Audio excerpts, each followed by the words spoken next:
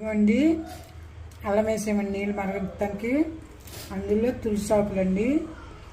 Tea వద్దని tea పెడుతున్నారు ఏంటి అనుకుంటున్నారేమండి. మా మనవడికి జలుబు చేసిందండి, కొద్దిగా ఇద్దామనేసి. ఇదిగోండి కొద్దిగా శొంఠి అండి.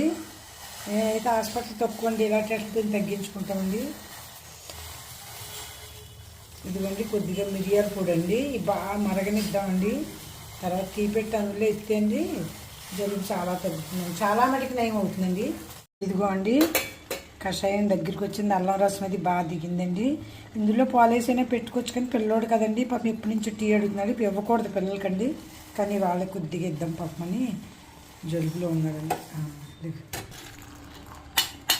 ఇదిలో వడకట్టేసి ఉంటుంది. వేసుకున్నాము కొద్దిగాని.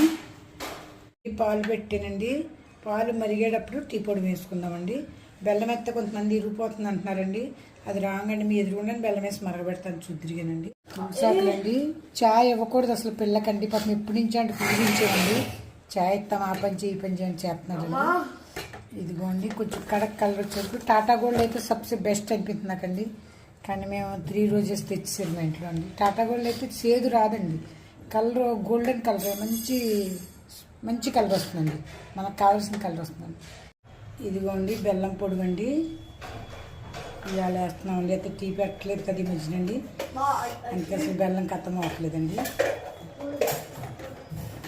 ఇదిగోండి అందులో ఉంచేసినా పర్వాలేదండి, కానీ పిల్లోడికి ఎత్తున్నాం కదా అని వడకట్టేసామండి.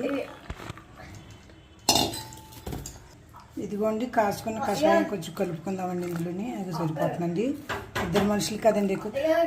లాల్ టీ కూడా పెట్టుకోవచ్చండి.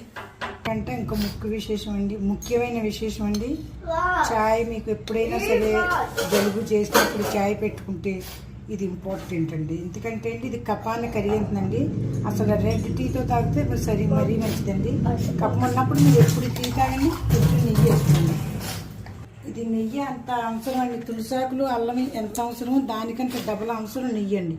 ఎందుకంటే అండి నెయ్యితో మీకు గుండెలో ఉన్న కఫం కలుగుతుంది. అందుకనే మన సైంటిస్టులు చెప్పింది ఏంటంటే రోజుకు 1 స్పూన్ నెయ్యి తినాలండి మనిషి.